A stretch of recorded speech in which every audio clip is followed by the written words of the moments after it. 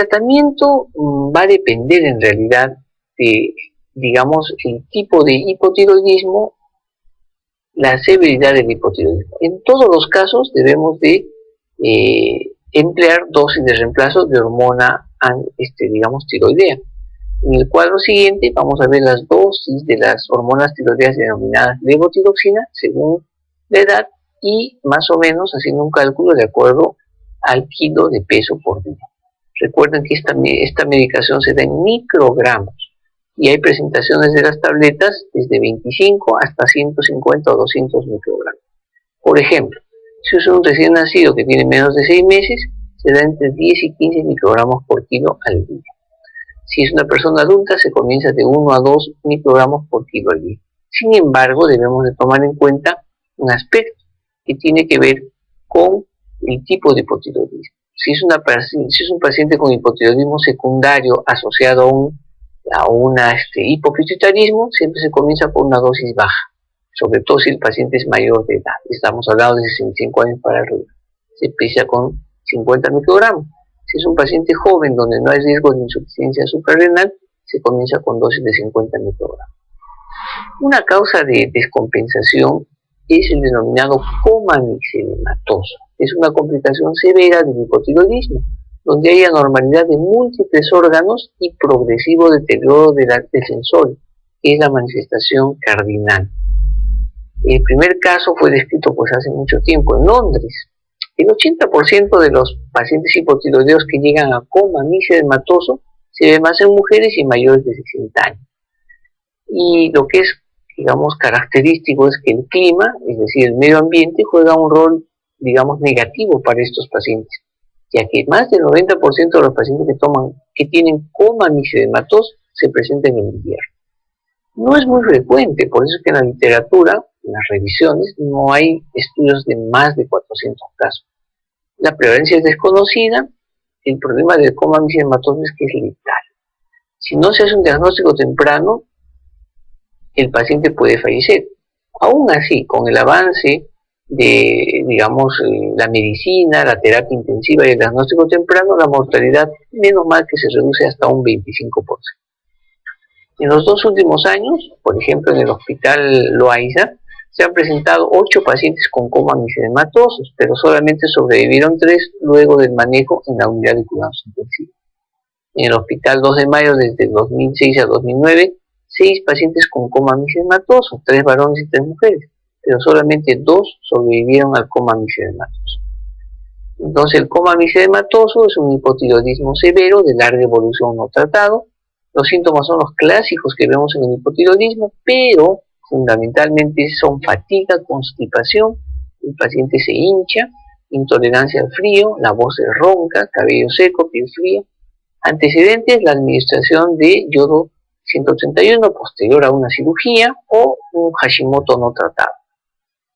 En esta publicación del doctor Duta, tenemos que 23 casos de coma mixedematoso, el 39% nunca habían sido diagnosticados, es decir, cuando llegaban a cuidados intensivos por primera vez se les hacía el diagnóstico.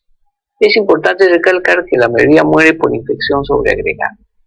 Es importante también algunos síntomas y signos. Por ejemplo, el paciente tiene trastorno del sensorio caracterizado por letargia, estupor, puede convulsionar e inclusive llegar al coma.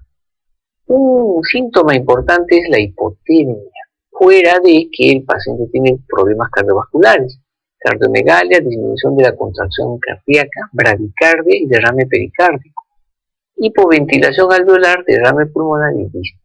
Pueden llegar a hilo paralítico, megacolon o ascitis, y también a una insuficiencia renal aguda. La macroglosia y el edema periorbital es por infiltración de los músculos faringeos, lo cual hace muchas veces que el paciente tenga que llevar a un respirador, ya que va a tener hipoventilación y también puede llevar a una inestabilidad hemodinámica y presentar hipotensión. ¿Cuáles son los factores que hay que tomar en cuenta en un paciente hipotiroideo que puede ir a un coma mixedematoso? Muchas veces son problemas médicos, la exposición al frío, un problema infeccioso como una neumonía, eventos coronarios, stroke, cirugía, trauma.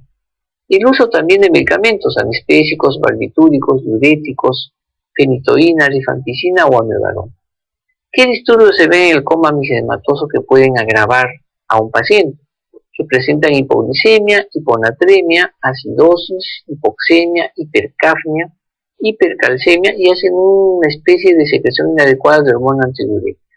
Sin embargo, no todo paciente hipertiroideo puede estar con un coma misedematoso, hay que hacer un diagnóstico diferencial. Puede ser una insuficiencia cardíaca descompensada, insuficiencia renal, insuficiencia respiratoria. Debemos hacer un diagnóstico diferencial con el eutiroideo enfermo, que son pacientes críticos muchas veces de UCI, que tienen alteraciones de las hormonas tiroideas, pero adaptativamente, no necesariamente están con un hipotiroidismo severo. El manejo entonces se hace de la siguiente forma: hay que mantener una función respiratoria con ventilación asistida, prevenir la pérdida del calor con abrigo, cambios de posición, aspiración y prevención de la impactación fecal, retención urinaria. Es necesario entonces que los pacientes vayan a una unidad de cuidados intensivos. ¿Y cuándo es que el paciente tiene que entrar a intubación y soporte ventilatorio? Cuando tienen hipotermia, síndrome de obesidad, hipoventilación o macroglosia. Y el tratamiento es darle hormona tiroidea por vía endovenosa de 300 a 500 microgramos, hidrocortisona para evitar la insuficiencia suprarrenal, hidratación cuidadosa porque no hay que intoxicar al paciente, corregir la hiponatremia con suero salino hipertónico y administrar solución glucosada y antibióticos.